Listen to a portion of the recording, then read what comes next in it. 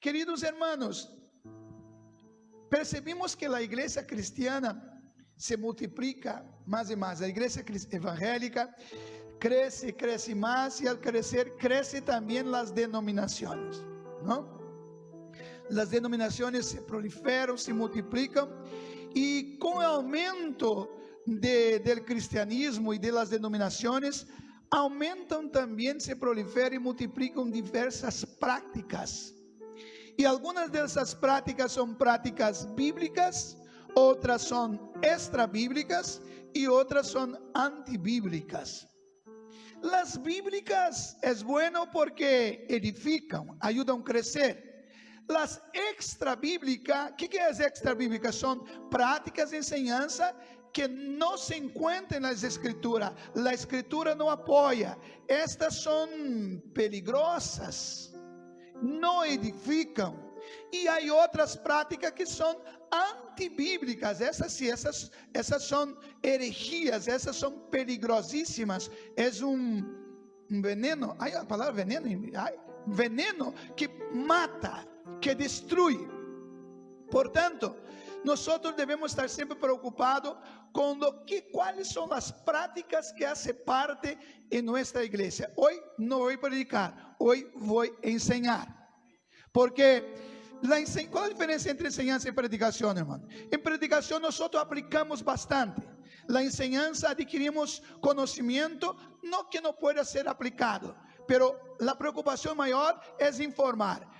Visto que nossa igreja cada dia mais se torna multicultural, de várias culturas e também vários contextos evangélicos cristianos, e cada um for ensinado em suas igrejas certas práticas, e nossa preocupação é, mi propósito é mostrar certas práticas como que vemos e como a Bíblia mostra, porque só podemos continuar andando juntos se estamos em comum acordo. Portanto, hoje vou estar falando sobre o uso do aceite en el Antiguo Testamento e a unção com o aceite en el Nuevo Testamento. Sobre esse tema há muitas práticas e vamos estar falando, mostrando. Mi propósito não é condenar a alguém que vino de culturas distintas, com práticas distintas, pero mostrar em las Escrituras como isso, como é ensinado, como era utilizado e como nós, como ministério, Igreja Evangélica, Ministério Sembradores de Buenas Nuevas, actuamos delante de estas práticas. ¿Ok? Es verdad que estos cultos siempre se hacíamos en un culto de doctrina, un culto de enseñanza, pero tenemos mucha dificultad de reunirnos en otro tiempo. Por tanto, vamos a estar hablando sobre ese tema, sobre el aceite de la unción. ¿Cuántos ya escucharon hablar sobre eso? Vale, seguro que algunos no. Vamos ver qué era, quién podía usar y para qué era usado en el Antiguo Testamento. Entonces, si tiene un bolígrafo, es bueno apuntar y confirmar las escrituras, porque ahora vamos a hablar un tema importante. Y es importante ahora, claro, no tendrá oportunidad porque no es una clase de discusión, pero apunta lo que escucha, y si no está de acuerdo, no entiende, después podemos estar volviendo a hablar sobre el tema. Pero esté atento a lo que estamos hablando. Vamos a leer un texto, por favor, póngame un texto. ¿Cómo era hecho el aceite de la santa unción? En el libro de Éxodo, capítulo 30, versículo 22 al 25. Éxodo, capítulo 30, versículo 22 al 25. Y vamos a ver qué era este aceite de la unción o aceite de la santa unción. El versículo 22, acompañados en la pantalla, que dice: el Señor habló, ponga no sé qué versión que está ahí, Éxodo capítulo 30, versículo 22. Yo creo que estoy usando la Reina Valera aquí. El Señor habló a Moisés, o NBI. Ponga NBI, nueva versión internacional. Este texto está en la versión internacional, dice así: el Señor habló con Moisés y les dijo: toma las siguientes especias finas, 6 kilos de mirra, yo elegí, voy a mostrar, yo no uso esta versión, nueva versión internacional, aunque es buena, pero he elegido esta porque las medidas ya trae actualizada. La Reina Valera no va a traer una medida que no conocemos hoy día. Si leer en tu Biblia, no vas a saber cuántos kilos son, pero aquí ya trae la NVI. 6 kilos de mirra líquida, 3 kilos de canela aromática, 3 kilos de caña aromática, 6 kilos de casia y 4 litros de aceite de oliva, según la tasación oficial del santuario. Con estos ingredientes harás un aceite, es decir, una mezcla aromática como las de los fabricantes de perfumes. Este será el aceite de la unción sagrada. Este es el texto que habla de cómo se fabricaba el aceite de la santa unción. Ahora vamos a ver para qué era usado este aceite de la santa unción. Aquí nosotros vemos cómo era fabricado, ¿no? Era hecho un aceite especial, tenía las medidas exactas. Si tú lees la Reina Valera no va a entender esas medidas, pero era la medida conforme el padrón establecido conforme dice aquí, en el templo, ¿no? En el santuario, porque templo no había, aquí era el santuario del tabernáculo. Ahora, ¿para qué era usado? Versículo 26 al 29 nosotros encontramos. El versículo 26 nos muestra para qué era usado. Vemos primero que era usado para consagrar el tabernáculo y sus utensilios. El tabernáculo y sus utensilios, dice así, versículo 26. El mismo capítulo, solo el versículo que muda, ¿no? Versículo 26. Con él, vamos a esperar para que vosotros puedan leer. Estamos viendo ahora, hemos visto cómo era fabricado, los ingredientes que usaba. Ahora vemos la finalidad que era usar este aceite. Con él deberás ungir la tienda de la reunión, el arca, todavía no hemos leído todo el versículo, la tienda de la reunión, el arca del pacto, la mesa y sus utensilios, el candelabro y sus accesorios, y el altar del incienso, el altar de los holocaustos y todos sus utensilios, y el lavamanos con su pedestal. De este modo los consagrarás y serán objetos santísimos. Cualquier cosa que toque esos objetos quedará también consagrada. Entonces está muy claro aquí para qué era usado. Ahora, primera parte, este aceite que debía ser hecho era usado para ungir los utensilios del tabernáculo, que conforme hemos leído ahí. Una vez ungido, este utensilio se tornaba santo, es decir, separado para uso exclusivo de esta finalidad que había sido establecida. Por tanto, si otro objeto tocase también se tornaba santo. ¿Qué quiere decir? Ahora ya no podía ser usado para otra finalidad, sino exclusivo para las cosas de Dios. Este era así usado. ¿Han entendido hasta aquí? Usado para ungir los utensilios, conforme cita aquí. Todos esos utensilios hacían parte del tabernáculo, estaban ahí y eran ungidos para que se tornase consagrado para uso del Señor. Ahora, el versículo 30, vamos a ver también que este aceite era usado para consagrar sacerdotes. ¿Todos saben que eran los sacerdotes? Era el líder religioso de la religión judía. Judía dice. Sí. Es decir, los sacerdotes son los que ministraban delante del Señor y hacían la intercesión por el pueblo mediante los sacrificios. Y muestra el versículo 30, dice así: unge a Aarón y a sus hijos y conságralos para que me sirvan como sacerdotes. Entonces, este aceite específico, más allá de usar para santificar y consagrar los utensilios, también era usado para consagrar los hombres que iban a ejercer el oficio de sacerdotes.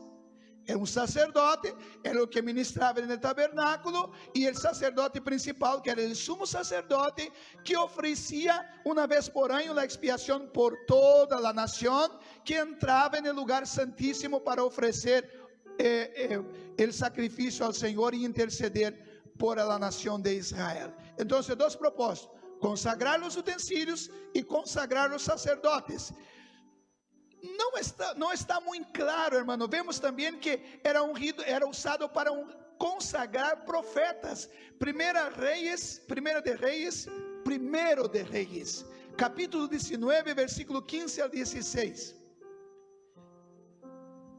O aceite também era usado para ungir profetas, pero não está muito claro. Eu tentei investigar para ver se era el mismo aceite de la unción que era usado para consagrar reyes y profetas.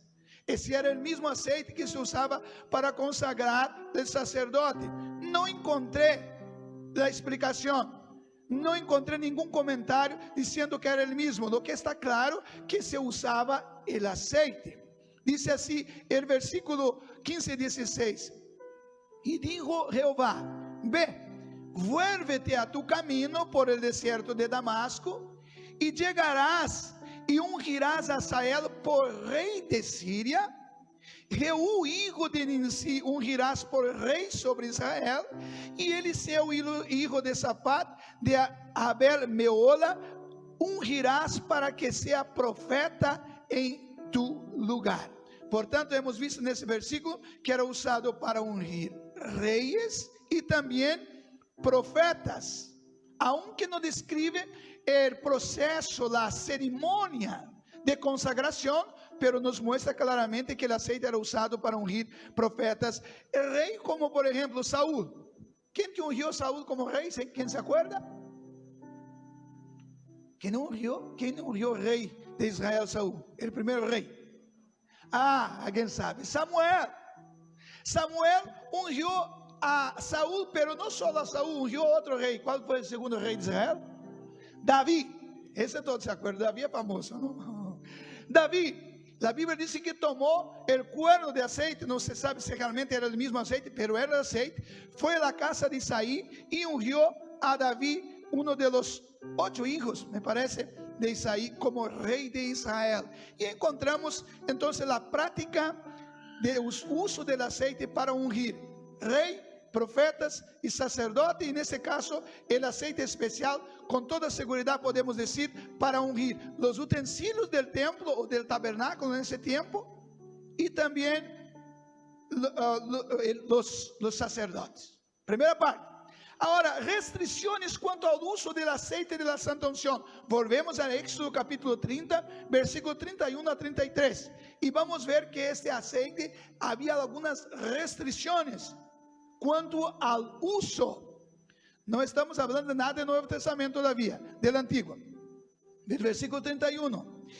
A los israelitas les darás las siguientes instrucciones. De aquí en adelante, este será mi aceite de la santa unción. No lo derramen sobre el cuerpo de cualquier hombre, ni preparen otro aceite con la misma fórmula. Es un aceite sagrado, y así deberán considerarlo. Cualquiera que haga un perfume como este, y cualquiera que unja con él a alguien que no sea sacerdote, será eliminado de su pueblo. ¿Qué otro sinónimo de eliminado aquí qué es? Muerto. Entonces hemos visto que había algunas prohibiciones. Por ejemplo, no podía usar para uso personal. ¿De acuerdo? No podía usar para otra finalidad que no fuera consagración, como hemos visto de sacerdote y los utensilios del templo. Era prohibido hacer alguno parecido, o con los mismos ingredientes, con las mismas medidas. La sentencia para quien desobedeciese esa era muerte. ¿Por qué? No sé, preguntar para Dios después. Él dijo que es así, es así. Ese tipo de aceite era solo usado para eso. Entonces, observación sobre el uso de ese tipo de aceite. Hoy día no se utiliza más, puesto que el oficio de sacerdote profeta, reyes, apuntaba para quién. ¿Para quién, hermanos? Y eso, para Jesús, para Cristo. Mira, Jesús o Cristo, Él ejerció, cumplió en Él los tres oficios: rey, sacerdote y profeta. Jesús era sacerdote. Él se tornó no solo el sacerdote, sino el sumo sacerdote. Mira lo que dice Hebreo capítulo, voy a necesitar mucho de la lectura aquí. Hebreo capítulo 6, versículo 20. Dice así. Ponga el 19 también, hermano, para que leamos. Hebreos 6, versículo 19 y 20. Y vamos a ver ahora, mostrar aquí, que yo quiero mostrar que ese aceite no se usa más, porque usaba para ungir sacerdotes, y ahora no hay más sacerdotes según el Antiguo Testamento, que Cristo cumplió. Él es el único sumo sacerdote. Dice así: tenemos como firme y segura ancla del alma una esperanza que penetra hasta detrás de la cortina del santuario, hasta donde Jesús, el precursor, entró por nosotros, llegando a ser sumo sacerdote. ¿Para cuánto tiempo? Para siempre, según el orden de Melquisedec. Entonces, todos los sacerdotes del Antiguo Testamento apuntaban para el verdadero sacerdote, porque el sacerdote, sumo sacerdote, es lo que ofrecía sacrificio para cubrir el pecado del pueblo. Es eso. Entonces, para que el hombre se acercase a Dios, necesitaba de la intervención del sacerdote. Si yo pecase y viviese en ese tiempo, yo no podría coger un animal y auto mismo justificarme y matar el animal. No. Dios había elegido el sumo sacerdote para que hiciera ese trabajo. Pecó, va a ser el sumo sacerdote, cuenta la historia, lleva el animal y entonces hace la ceremonia, y entonces tu pecado es cubierto, y es a través del sacerdote. Eso estaba apuntando para Cristo. Cristo vino y se ofreció por nosotros, resucitó, y ahora es el sumo sacerdote eterno que está delante del Padre, y la Biblia dice que Él es el único que puede hacer mediación entre nosotros y Dios. ¿De acuerdo? Entonces este aceite no se usa más porque no hay más sacerdotes conforme el Antiguo Testamento. El sacerdote ahora, voy a dar una buena noticia para ti, para que no sepa. Todos los creyentes son sacerdotes ahora. ¿Sabía? Apocalipsis capítulo 6 y capítulo 1 versículo 6 va a decir que Dios nos hizo reyes y sacerdotes. Como sacerdotes podemos acercarnos a Dios a través de la sangre de Cristo, y podemos también interceder. Está ahí, ¿no? Al que ha hecho de nosotros un reino sacerdotal y a servicio de Dios y Padre. Es la nueva versión internacional, ¿no? De acuerdo que Jesús cumplió esta función de sacerdote. ¿Ninguna duda? Él es el sumo sacerdote eterno. Ok, podemos citar otros versículos. Profeta, Jesús era profeta, hermano. Vamos ver la Biblia. Marcos capítulo 6, versículo 4. Marcos 6 y 4. Y Jesús, Marcos 6 y 4. Y Jesús le dijo, vuelva a la versión Reina Valera. Yo puse solo la primera por razón de las medidas. Reina Valera dice: mas Jesús les dijo, no hay profeta sin honra, sino en su propia tierra, y entre sus parientes y en su casa. Yo os pregunto, ¿de quién Jesús estaba hablando? ¿De quién Jesús estaba hablando? Su intérprete aquí. ¿De quién Jesús estaba hablando aquí? Mas Jesús les decía, no hay profeta deshonrado sino en su tierra y entre sus parientes en su casa. Estaba hablando de él.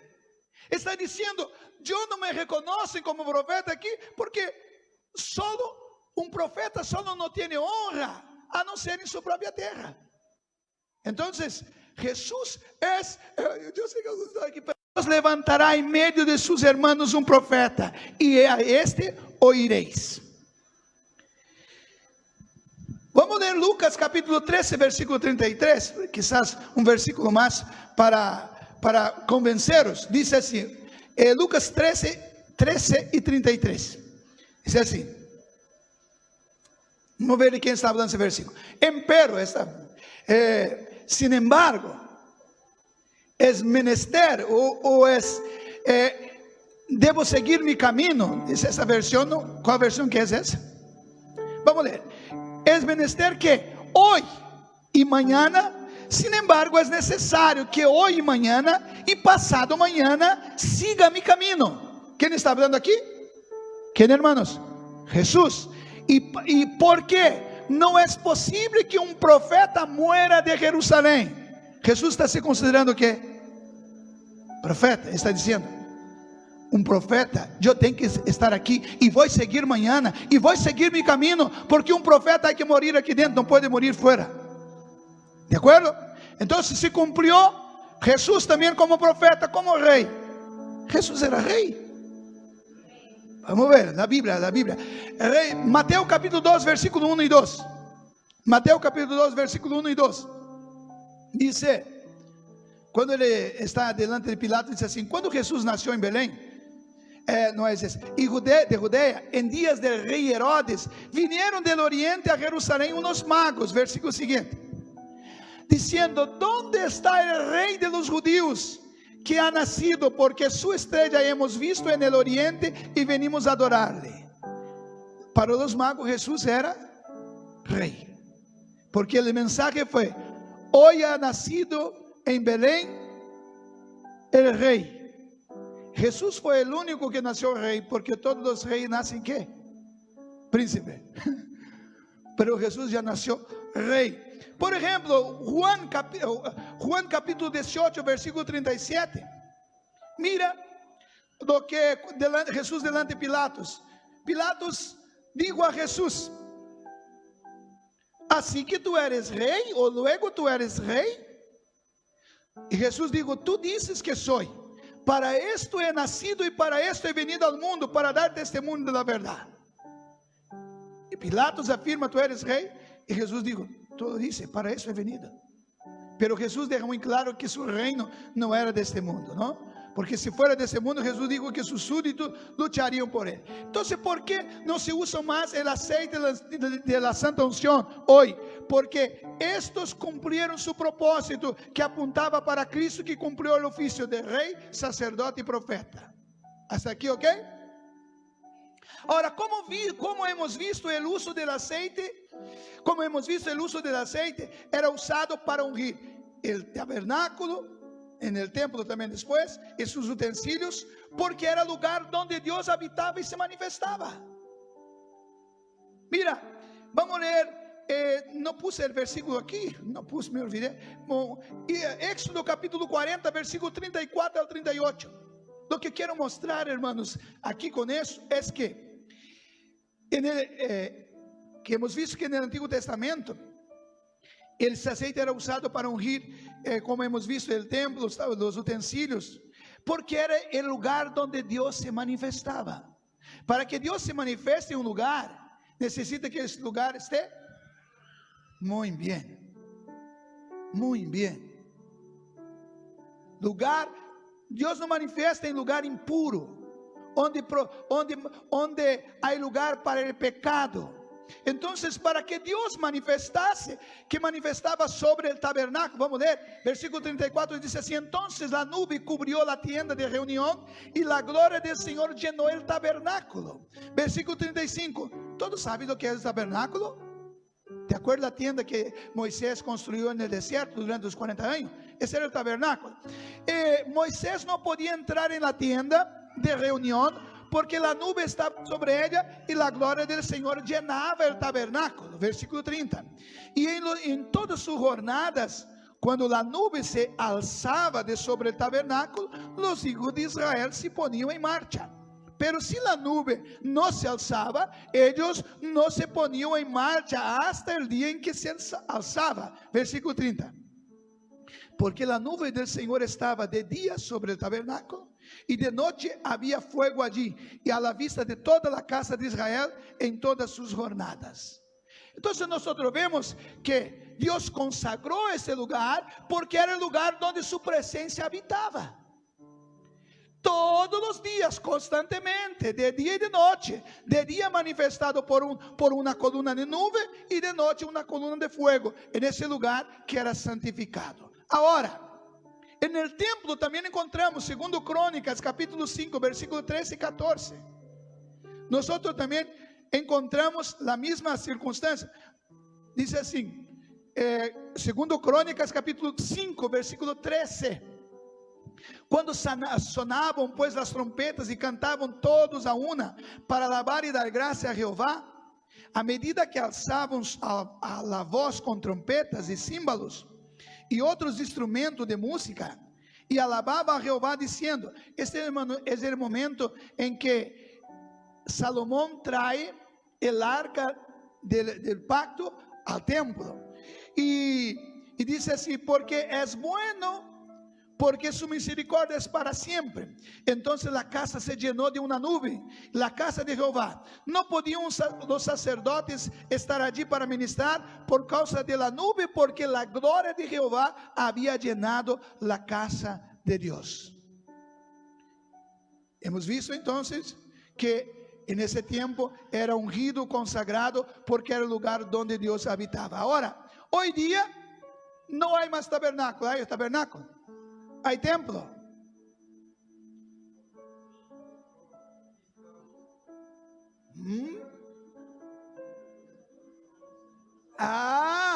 ¿Quién es el tabernáculo? ¿Quién es el templo donde Dios habita hoy? Yo pensé que eran esas cuatro paredes aquí. Esas cuatro paredes no es el lugar donde el tabernáculo, donde el templo de Dios habita. Dios ahora no habita en templo, en utensilio, en arca. No, Dios habita en nosotros que somos templo. El templo de Dios se reúne en este lugar. Entonces, por ejemplo, Pablo a los Corintios capítulo 3 versículo 16 dice, ¿no sabéis que sois templo de Dios y que el Espíritu de Dios habita en vosotros? Entonces ahora, en vez de Dios habitar en ese lugar, Dios habita en nosotros que estamos en este lugar. Por eso que ahora todo eso hemos visto que apuntaba para Cristo. Cristo, Dios quería habitar en el hombre, pero no podía habitar por razón del pecado. Como Cristo solucionó el problema del pecado, ahora Él vino y no viene más a habitar en las cuatro paredes, sino Él viene a habitar dentro de nosotros. Eso es maravilloso, ¿no? Qué glorioso. Por tanto, donde hubiera dos o tres reunidos, ahí está el Señor habitando, obrando. Entonces, la primera parte, hemos visto que todo este ritual del Antiguo Testamento apuntaba para Cristo, y Cristo cumplió todo. Y ahora en el Nuevo Testamento, porque vemos la práctica, por ejemplo, que personas, hay denominaciones que ungen agua, consagra agua, otros unge la casa. ¿Ya han visto eso? Ungir la casa. He comprado un coche, unge el coche, la foto y así por delante. Son prácticas, pero son bíblicas.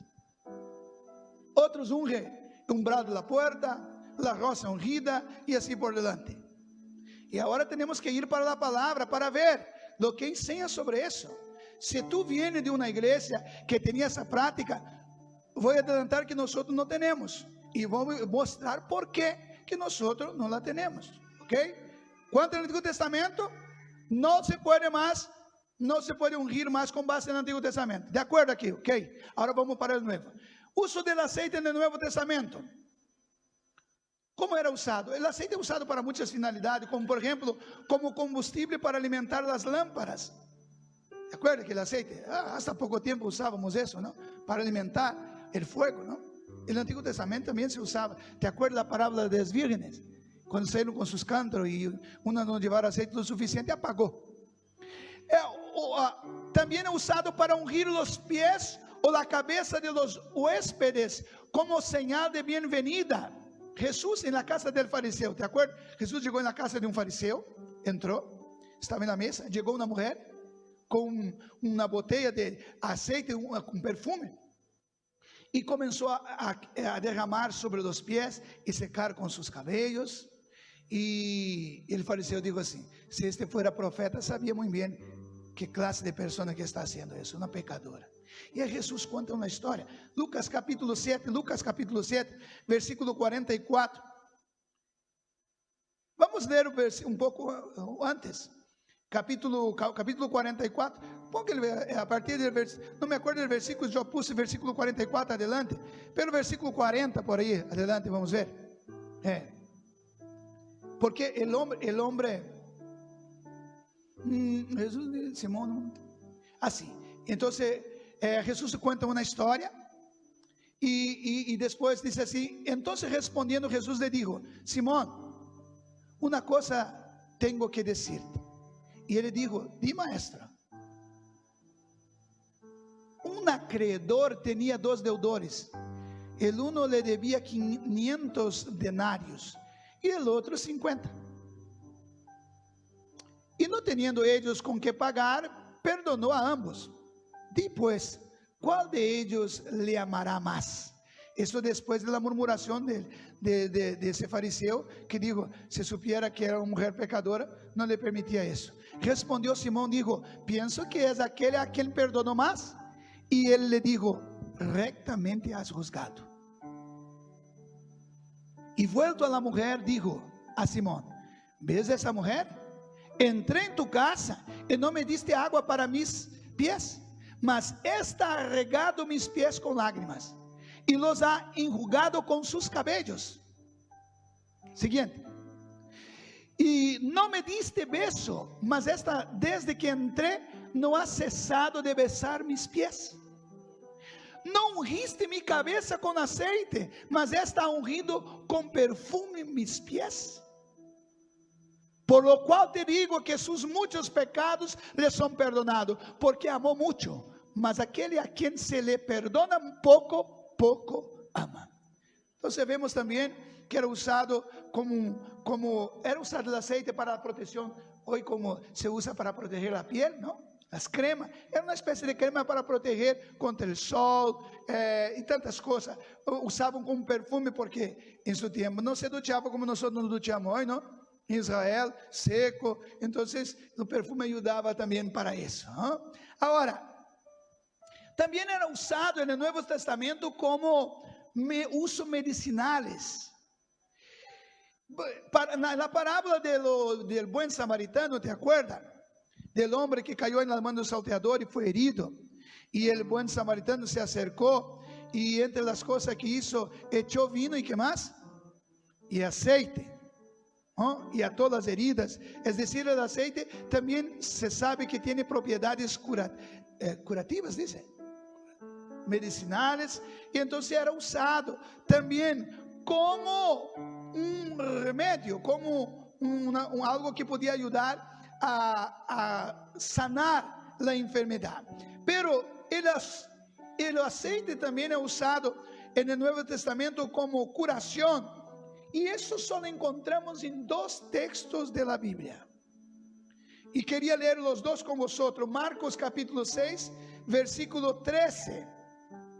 Cuando Jesús manda a los discípulos ir y pregar, Jesús manda hacer alguna cosa más. Y dice así: y echaban fuera muchos demonios y ungían con aceite a muchos enfermos y los sanaban. Presta atención a algo muy importante.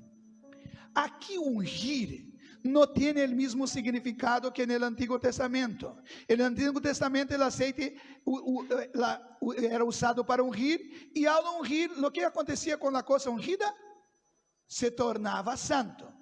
Entonces este ungir aquí no tiene el mismo significado, no es la misma palabra. Significa en nuestro idioma untar. ¿Sabe lo que las hermanas hacen? Ahora casi no se hace más pan, ¿no? Pero se va a hacer una tarta, un pan. Antes lo que pasa en la ¿cómo se forma? En el molde. Pasa un aceite, ¿no? Unta. Para que no se pegue. Entonces ungir aquí es literalmente pasar aceite. Pasar aceite. Entonces se dice que ungían con aceite a muchos enfermos y los sanaban. Y la unción también estaba acompañado con nesse caso, para sanar los enfermos. No sabemos si el aceite solo tenía un significado medicinal o iba más allá. No se dice nada sobre eso. Pero en Santiago capítulo 5, versículo 13, y es el texto que debemos parar un poquito para meditar, nosotros vamos a ver este texto aquí. Y los que son estudiosos, yo he leído por lo menos 15 comentaristas bíblicos sobre ese texto, para ver lo que piensan, porque con este versículo es que tenemos la base para la unción de enfermos. Y es donde la Iglesia Católica Romana toma su base para la doctrina de la, ¿cómo que se llama? Me olvidé ahora el nombre, de la unción, pero que se unge cuando la persona está casi muriendo, de la extrema unción, que solo generalmente va a ungir cuando piensa, bueno, este ya va a morir, entonces unge para morir. Pero vamos a ver lo que dice. Y vamos a hacer algunas consideraciones sobre ese versículo. ¿Está alguno entre vosotros afligido? Dijo Santiago. Haga oración. ¿Está alguno alegre? ¿Qué es para hacer? Cante alabanza, porque una persona que está triste no se puede cantar, ¿no? Versículo siguiente. ¿Está alguno enfermo entre vosotros? Llame a ¿quién? A los ancianos de la iglesia. ¿Y hagan qué? Oren por él. ¿Y qué más? Ungiéndole con aceite en el nombre del Señor. Siguiente. Y la oración de la fe salvará al enfermo. ¿Quién la oración o el aceite? ¿Quién es que va aquí a sanar al enfermo? La unción o el aceite. La oración salvará al enfermo y el Señor lo levantará. Y si hubiere cometido pecado, le serán perdonados. ¿Será que es la oración y el aceite que perdona pecado? Sabemos que no. Entonces hay que considerar el versículo siguiente.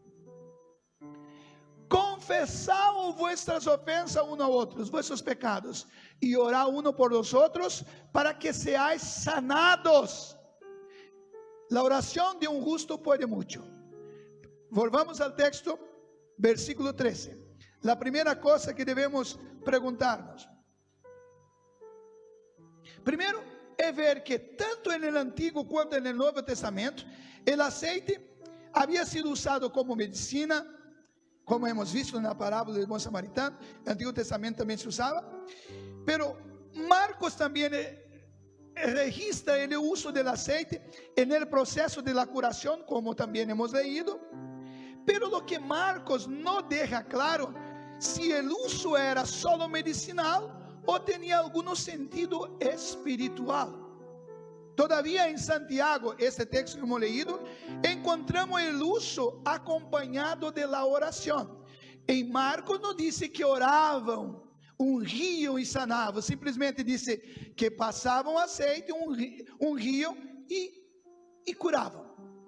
Pero no muestra nada si la cura es resultado de la unción con el aceite, y ni siquiera dice que oran. Entonces no hay base para llegar a una conclusión. Pero aquí, todavía Santiago, encontramos su uso acompañado de la oración. Primero, dice ungir y orar. Algunos entienden que aquí también la unción solo significa, solo actúa como un auxilio, un remedio.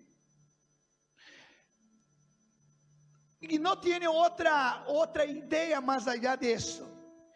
Traduciendo esos versículos para los días de hoy, en nuestras palabras sería: ¿está alguno entre vosotros? Versículo siguiente, versículo 14, sería más o menos así, mi traducción. ¿Está alguno enfermo entre vosotros? Llame los pastores de la iglesia, que ellos oren y medique y ore por él.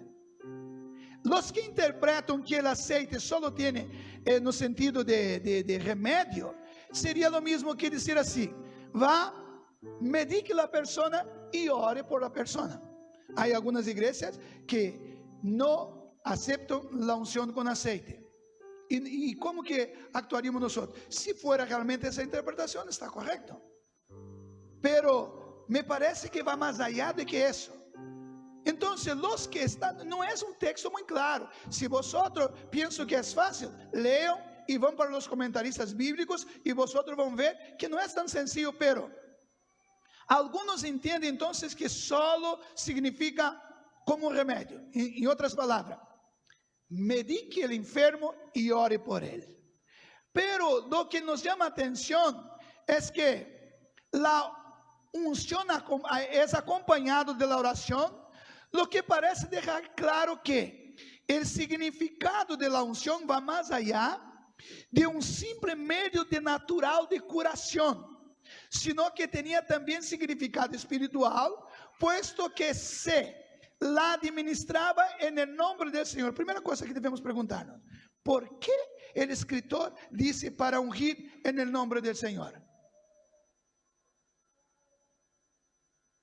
Entonces, ningún médico va a decir así: mira, va y aplique ese remedio en mi nombre. A no ser que se fuera a decir así para dar autoridad, decir así, tiene libertad para hacer eso. Pero creo que en nombre del Señor há más do que eso, porque cuando la Biblia dice en nombre del Señor, usa el término en nombre del Señor. Por ejemplo, bautice en el nombre del Padre, del Hijo y del Espíritu Santo. Y de predicar el Evangelio en mi nombre. Predique en mi nombre, enseñando a guardar todas las cosas. Me parece que cuando la Biblia dice que es para hacer en nombre del Señor, va más alguna cosa más. Pero también otra cosa que debemos considerar es que manda llamar ¿quién para hacer ese trabajo? ¿Quién, hermano, que Tiago manda hacer ese trabajo? Los ancianos o los pastores, los presbíteros, los obispos. Por tanto, según aquí, quien tiene esta autorización para hacer esa unción son en otras palabras, los pastores. Pero algunas iglesias no solo permiten cualquiera hacer ese trabajo, como hasta venden el aceite. Y hasta dice, este aceite es consagrado, es ungido. ¿Se puede ungir y tornar el objeto ahora sagrado? No. Entonces no existe agua bendecida, ungida. Porque la oración no torna más el objeto santo. Pero entonces es muy común las personas, las iglesias, ungir este aceite. Algunos compran en Israel, no, todavía no. Ese es aceite de Israel, de oliva puro.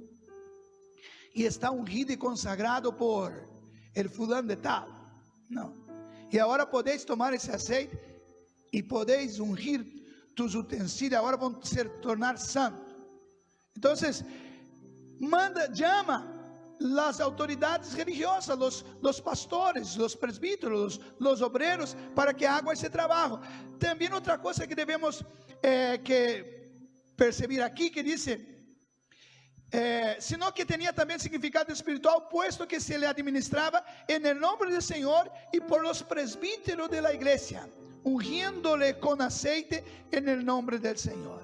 Bueno, los que ven esto un poco más allá de simplesmente una medicina, ve también algo más allá de la medicina como algo espiritual. Ahora, hermano, algunas observaciones que debemos hacer. La unción no era ofrecida al enfermo, sino solicitado por el enfermo. ¿De acuerdo? ¿Está alguien enfermo? Llame los ancianos de la iglesia. Da a entender que no es los ancianos que debe ofrecer él y no quiere unción. Debe venir por parte del enfermo, sentir esa necesidad y pedir. Eso va en contra de la práctica de muchos que hacen, vengan todos aquí, vamos a ungir. Yo una vez ellos compartieron conmigo el templo, la iglesia, y cuando terminaba su reunión quedaba lleno de aceite en el suelo, porque un río derramaba aceite en la cabeza de todo el mundo, un río. Entonces,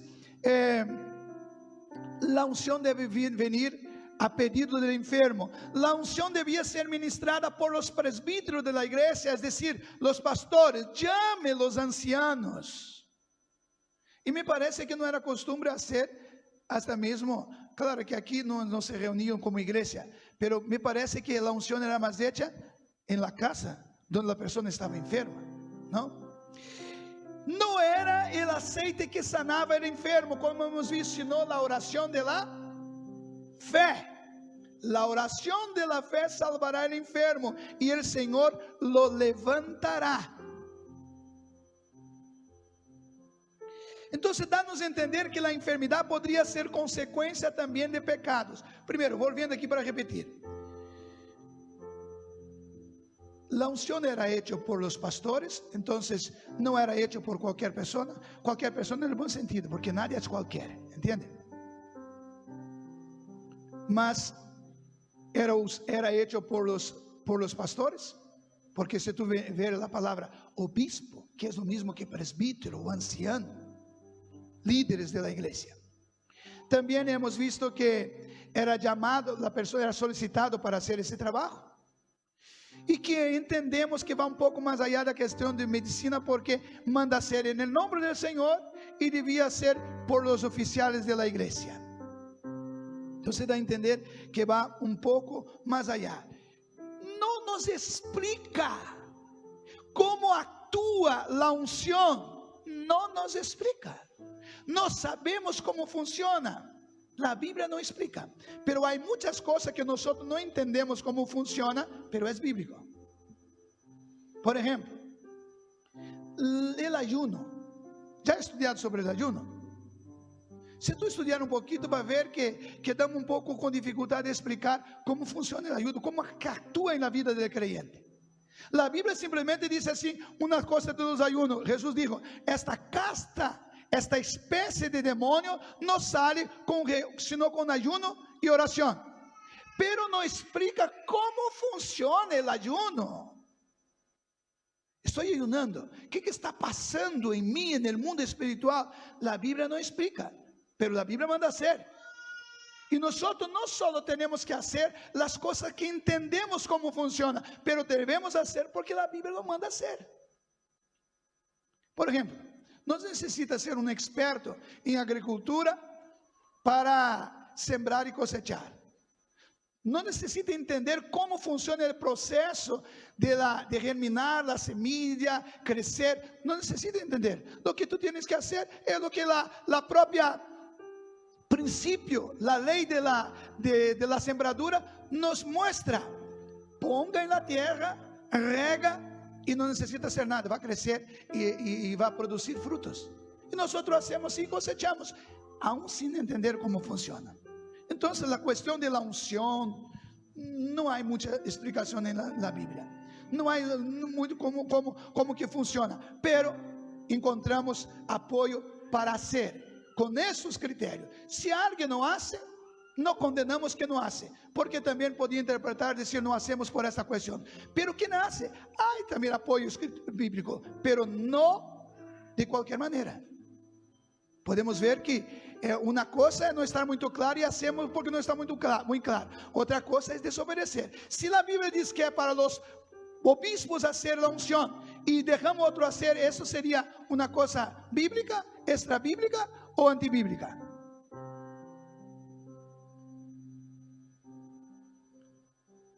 La Biblia está hablando, llame, es un texto prescritivo. Entonces, si no hacemos así, estamos haciendo en contra de las Escrituras.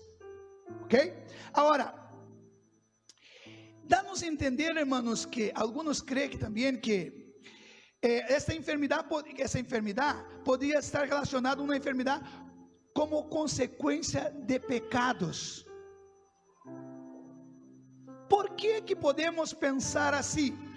Porque la Biblia dice, confesaos los unos a los otros y orad. Y la oración de un justo puede mucho. ¿Te acuerdas, mis hermanos, más de tiempo de creyente? Cuando íbamos a visitar y orar por una persona enferma, ¿cuáles las preguntas que el pastor hacía para esa persona? ¿Se llegaba simplemente, venía aquí, voy a orar, ponía las manos y oraba por la persona? No. Preguntaba, hermano, ¿cómo está? ¿Qué está pasando? Intentaba descubrir si no estaba mal con Dios, quizás en pecado, ¿no? Después que estaba constatado que no era por desobediencia, entonces se oraba. Porque si no todas no siempre, pero a veces una enfermedad puede ser consecuencia de nuestra práctica pecaminosa. ¿Sabía de eso? Voy a dar un ejemplo bien claro. Bien claro. Digamos que tú tienes un problema de colesterol, ¿así que dice? Y ahí te gusta una picanha con mucha grasa. Y come un montón, te pone enfermo. ¿Qué has hecho? Has pecado. Estoy hablando de una cosa sencilla. Porque tú sabes que tienes ese problema y va a pasar mal. Entonces, puede quedarte enfermo por esa razón, por desobedecer. Y otros ejemplos. Y ahí tenés que arrepentir. No puedo continuar haciendo eso. Pero también la Biblia habla de otro, como por ejemplo, la primera carta de Pablo a los Corintios, que muestra sobre participar de la cena indignamente. Sin considerar el acto de la Santa Cena, sin entender, Pablo dijo, por causa de eso, hay muchos entre vosotros enfermos y muchos que duermen.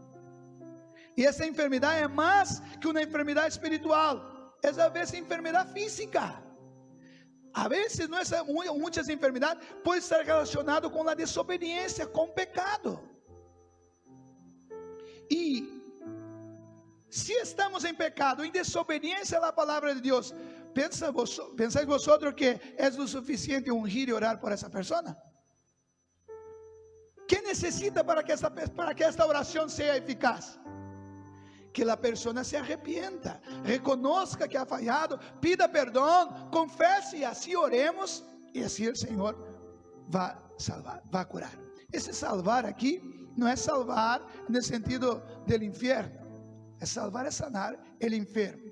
Ahora, ¿cómo se ve en nuestra iglesia la unción con aceite? Entonces nosotros, eso en MSBN, Asamblea de Dios, aunque no esté claro el significado de la unción con aceite, aquí en ese texto nosotros la hacemos como, presta atención, un símbolo de obediencia a la amonestación de la palabra de Dios que nos manda a hacer. No atribuimos poderes sobrenaturales místicos en el aceite. Por tanto, hoy casi nadie más pide unción. Tengo uno ahí que creo que ya está, debe no estar bien más, ¿no? Guardado ahí, porque casi no usamos más. Pero el aceite no es ungido.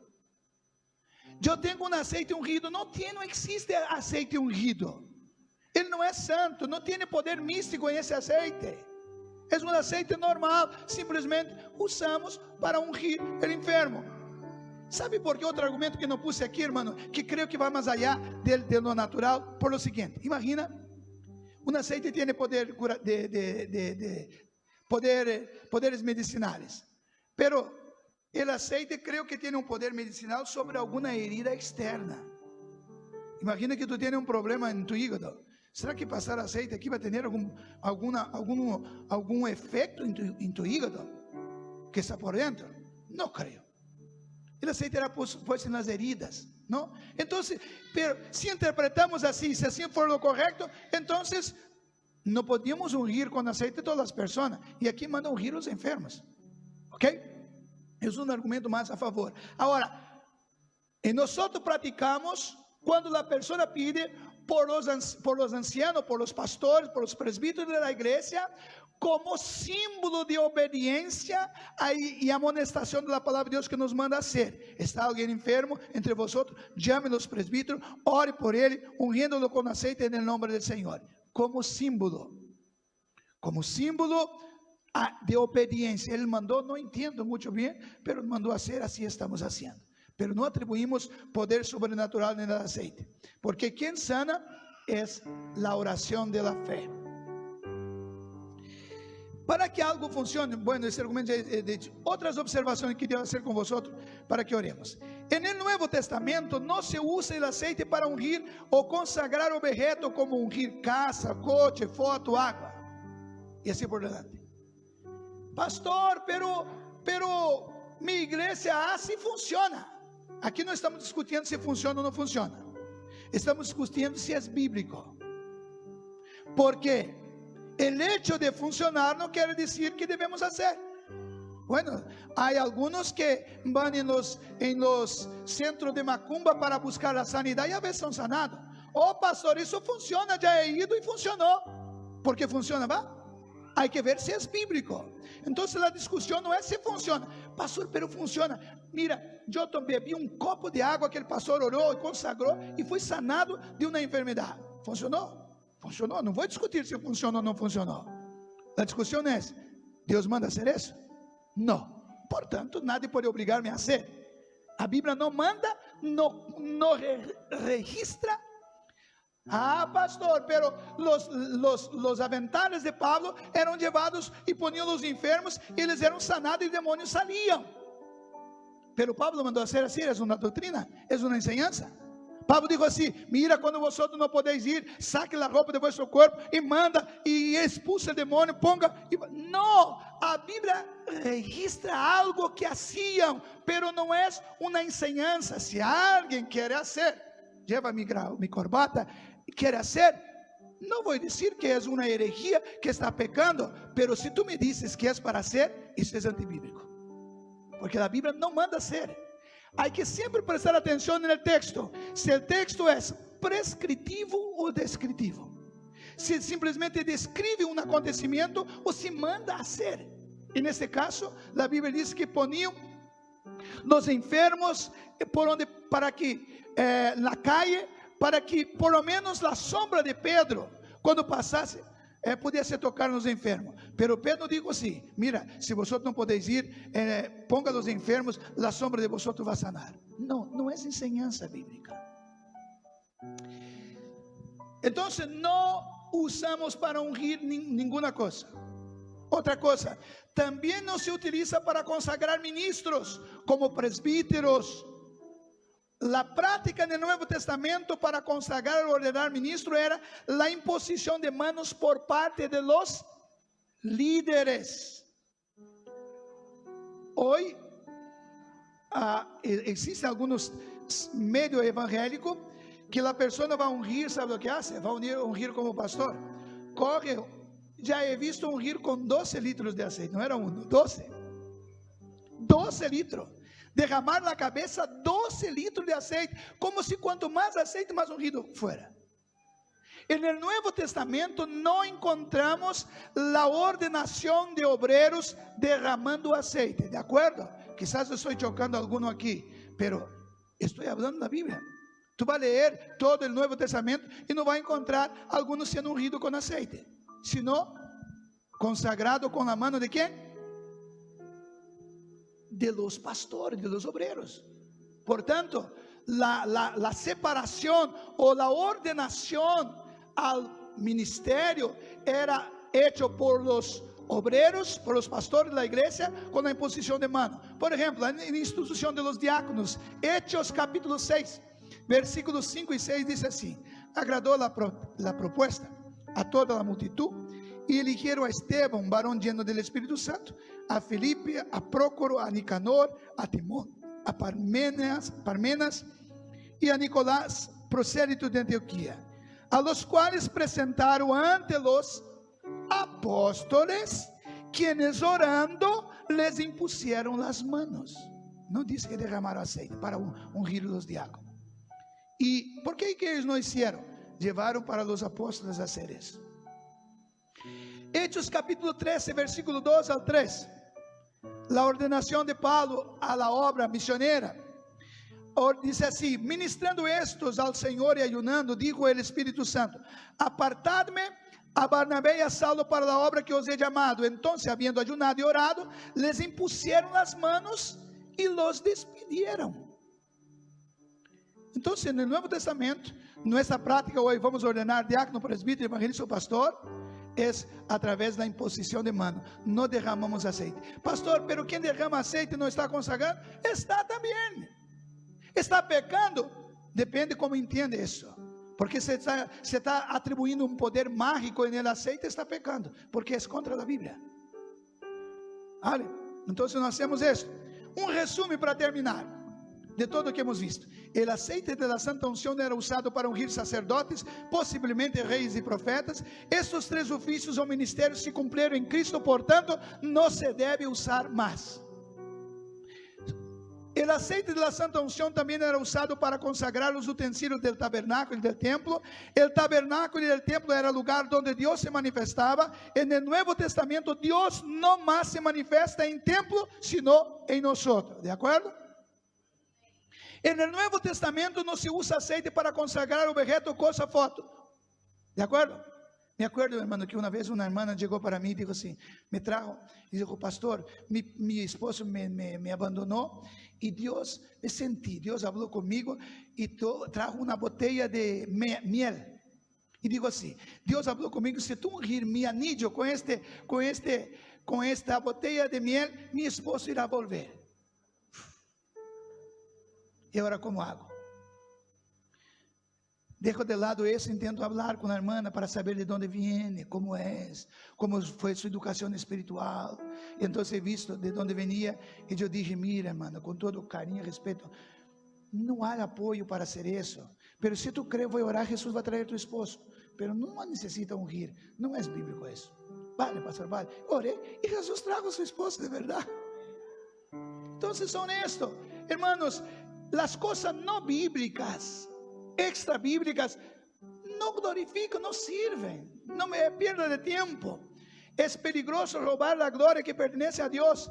No Novo Testamento não se usa aceite para expulsar demônios ou receber bautismo com o Espírito Santo. Há pessoas que pensam que o aceite, por ser que é o consagrado agora, se echar no demônio, o demônio sai.